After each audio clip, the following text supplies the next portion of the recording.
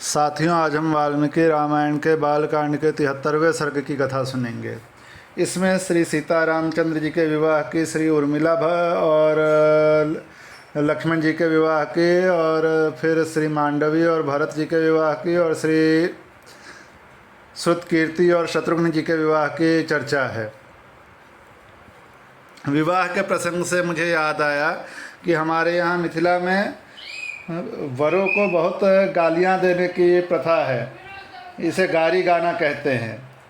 तो ऐसे ही प्रथा में ये हमारे संत भगवान गुरुदेव भगवान एक कथा सुनाते हैं। वे कहते हैं कि राम जी काले थे तो कीर्तन हरे राम राम राम हरे हरे कैसे हुआ। तो उन्होंने कहा कि पहले तो कीर्तन यही था कि काले राम राम राम काले काले। लेकिन फिर जब जानकी जी उनके बगल में बैठी तो जब श्याम वर्ण के साथ पीत वर्ण का मिलन हुआ तो वो हरा हो गया। तभी से ये कीर्तन हो गया, हरे राम राम राम हरे हरे।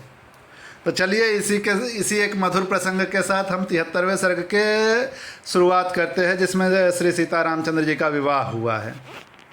श्री सीतारामचंद्राभ्याम नमः। श्रीमद् वाल्मीकि रामायणम बालकांडम 73तमः सर्गः। श्री राम आदि चारों भाइयों का विवाह। राजा दशरथ ने जिस दिन अपने पुत्रों के विवाह के निमित्त उत्तम गोदान किया, उसी दिन भरत के सगे मामा केकई राजकुमार वीर युधाजित वहां आ पहुँचे। उन्होंने महाराज का दर्शन करके कुशल मंगल पूछा और इस प्रकार कहा, रघुनंदन, केकई देश के महाराज ने बड़े स्नेह के साथ आपका कुशल समाचार पूछा है, और आप भी हमारे यहाँ जिनके कुशल वार्ता जानना चाहते होंगे वे सब इस समय स्वस्थ और सानंद हैं। राजेंद्र, केकई नरेश मेरे भांजे भरत को देखना चाहते हैं, अतः इन्हें लेने के लिए ही मैं अयोध्या आया था। परंतु पृथ्वीनाथ, अयोध्या में यह सुनकर कि आपके सभी पुत्र विवाह के लिए आपके साथ मिथिला पधारे हैं, मैं तुरंत यहाँ चला आया, क्योंकि मेरे मन में अपनी बहन के बेटे को देखने की बड़ी लालसा थी।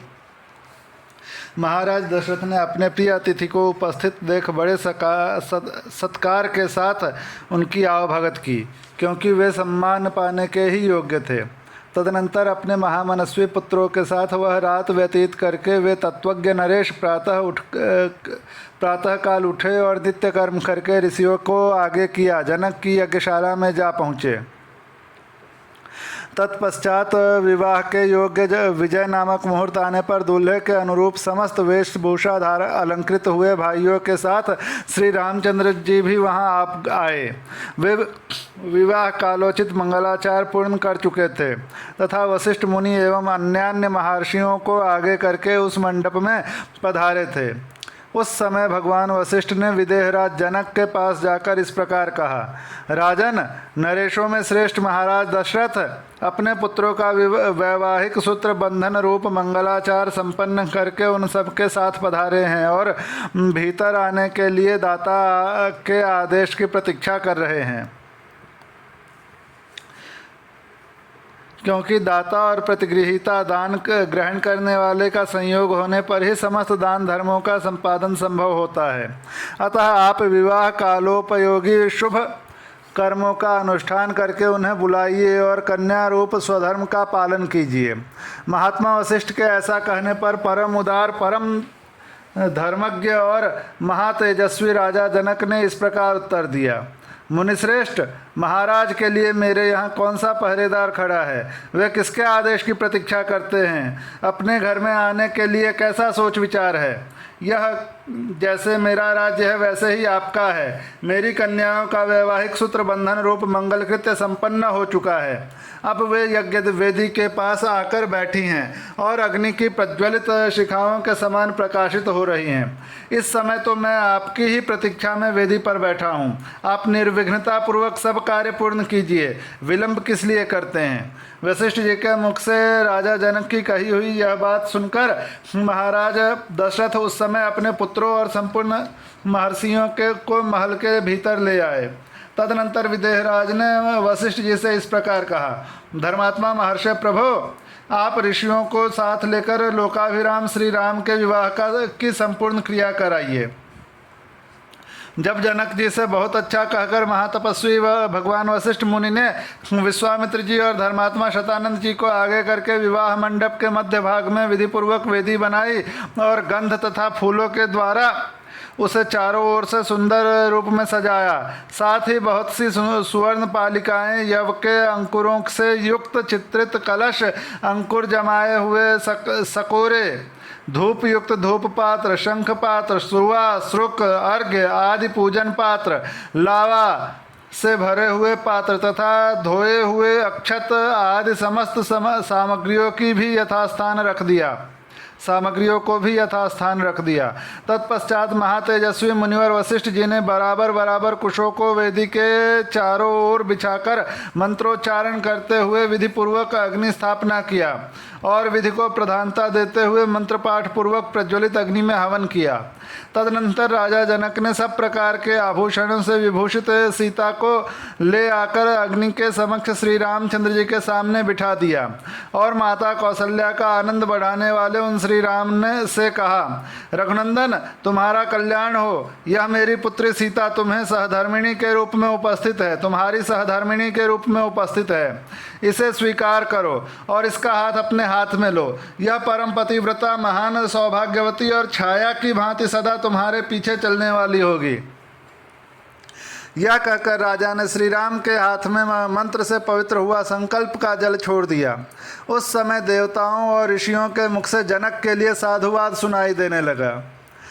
देवताओं के नगारे बजने लगे और आकाश से फूलों की भारी वर्षा हुई।